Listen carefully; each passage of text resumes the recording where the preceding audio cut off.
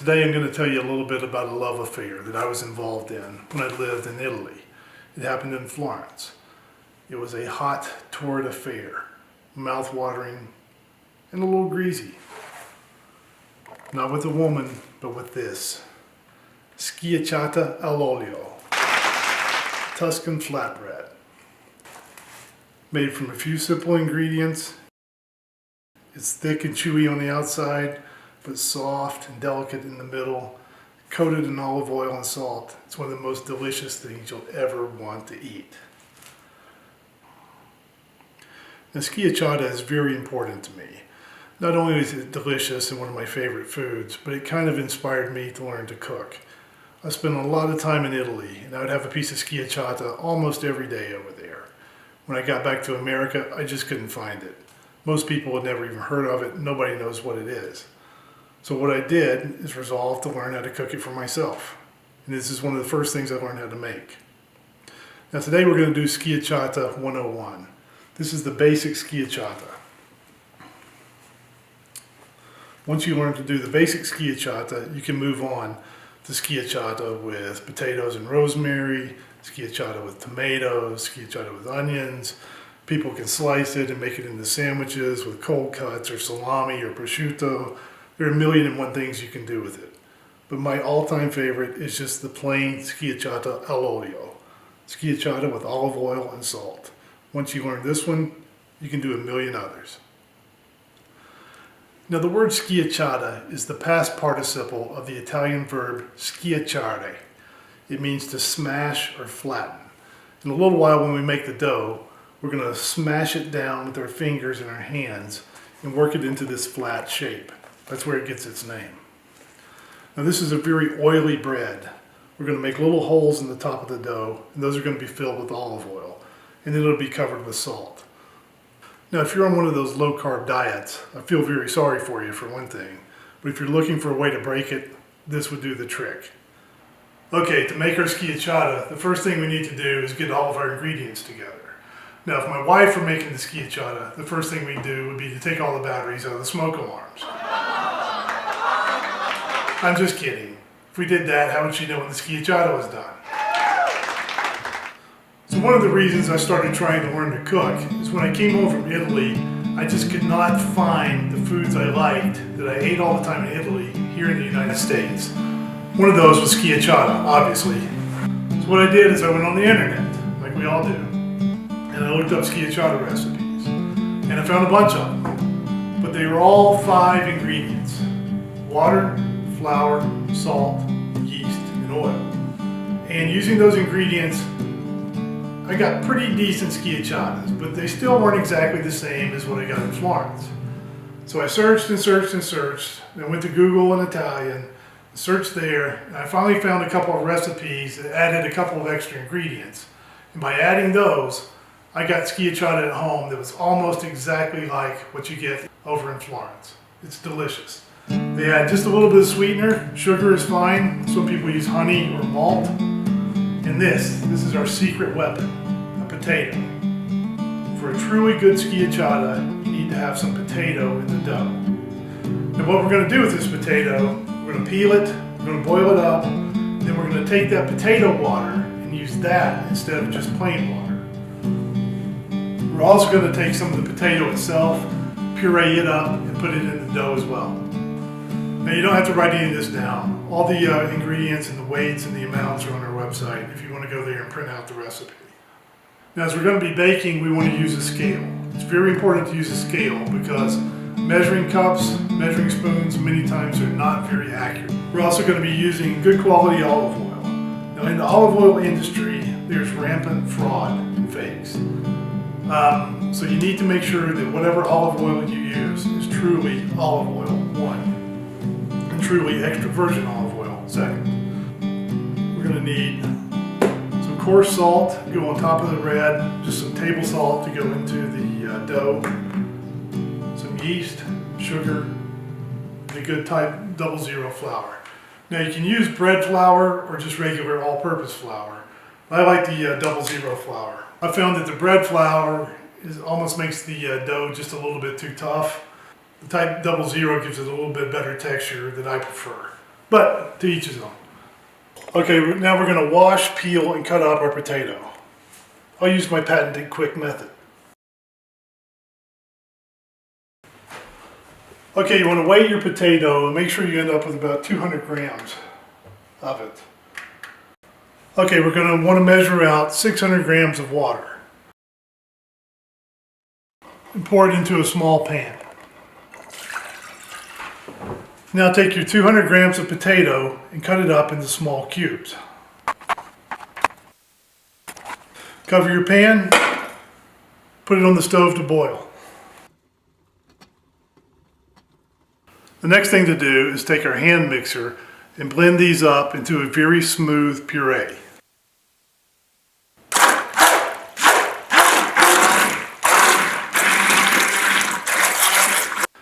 Okay, we've boiled our potatoes, we took them off the stove, we let them cool down to about 100-110 degrees. Much hotter than that and you can damage your yeast. Then we've taken our handy hand mixer and turned these into a very smooth puree. Now we're ready to make our dough. We've carefully measured out 600 grams of type 00 flour. We measured out 800 grams of potato and water.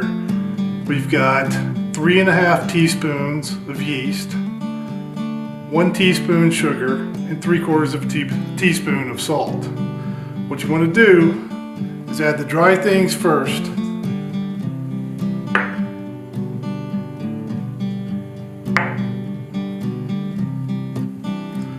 Take a whisk, make sure they're all blended up smoothly.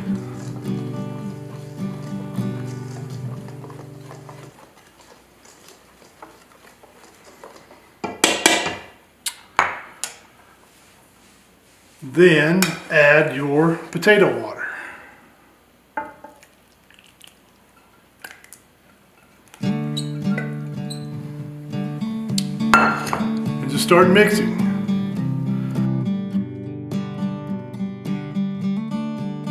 You're not going to take this dough out and knead it by hand. You just want to stir for about a minute until everything is nice and blended up.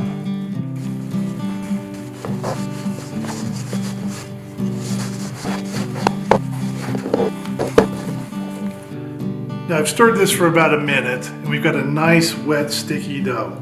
Now this dough we're not going to take out and knead by hand. It's just fine like it is. What we're going to do now is cover it with plastic wrap and then we're going to let it rise until it's doubled in volume. That could take anywhere from 2 to 4 hours, more than likely about 3. And now we wait.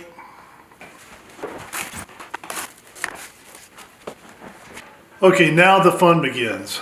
We've let our dough rise for a couple of hours. It's essentially doubled in size. And what we want to do now is take the dough and pour it into a non-stick baking sheet with a ton of olive oil on it.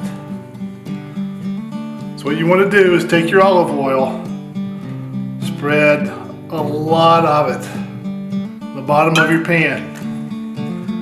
Even though it's a non-stick pan, we still want to use a lot of olive oil. You can go ahead and get your fingers in it. Spread it all around.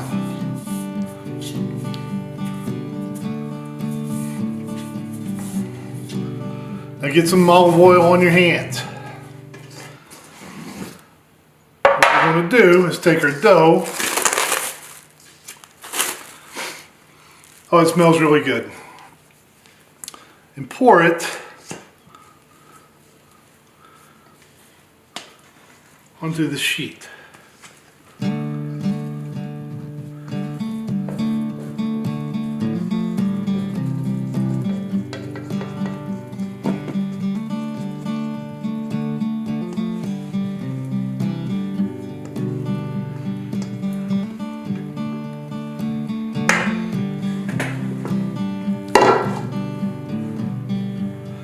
Get some olive oil in your hands. Now remember, schiacciata, that's the past participle of the Italian verb schiacciare. It means smashed or flattened. And that's what we're going to do now. We're going to kind of smash and flatten this dough down. So get your greasy fingers, start pressing it out. Now don't worry if it doesn't go completely all the way to the edges. because we're going to let this rise again for another hour.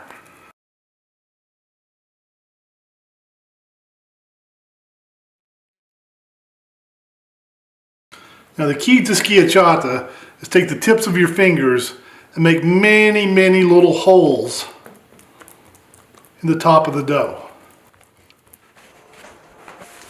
Now into those holes, you're going to take your olive oil and just fill them all up.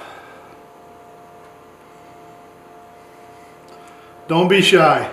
When they say schiacciata all'olio, this is the olio they're talking about.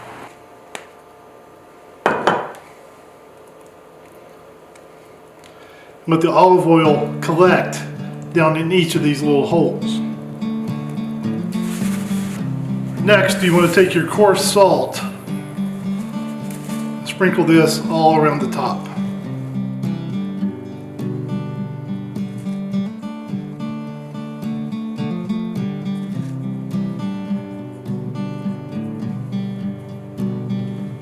And now we simply want to recover this with plastic wrap and let it rise for another hour.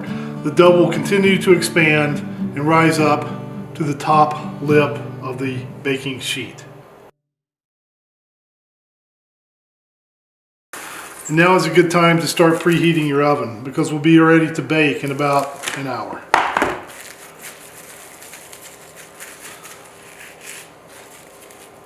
Alright, it's been about another hour. You can see our schiacciata dough has risen almost to the top of the pan all the way around. I think it's time to take the plastic off and cook it.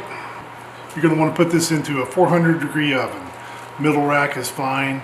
And it's going to be ready in about 20 to 40 minutes. These things are a little iffy, so you got to keep an eye on them.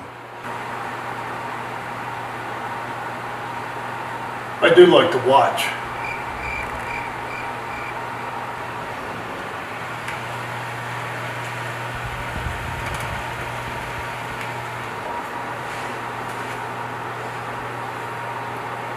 Okay, the top is starting to turn a nice little bit of golden yellow, but it's not quite there yet. I think we're going to give it another 5 to 7 minutes. Now this is where you really got to keep an eye on your schiacciata. You want to get kind of a light golden brown, but you don't really want a dark brown schiacciata. So watch it very closely. I think it's ready.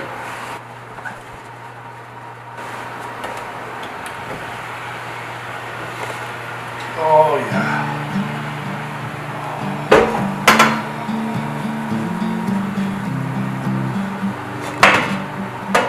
Here it is.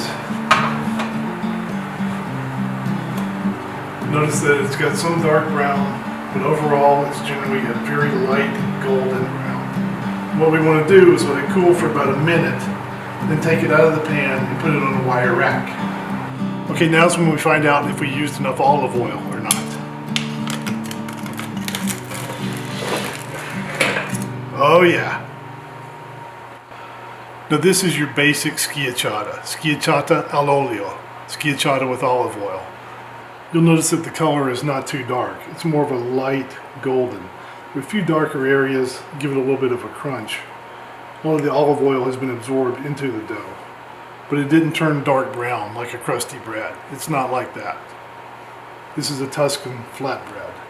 This is the way it's supposed to be.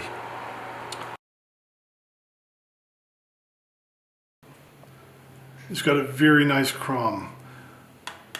It's kind of got a chew on the outside, but very soft on the inside. And that's all you do. You can slice it and put cold cuts in there if you want. What I like to do is just eat it plain.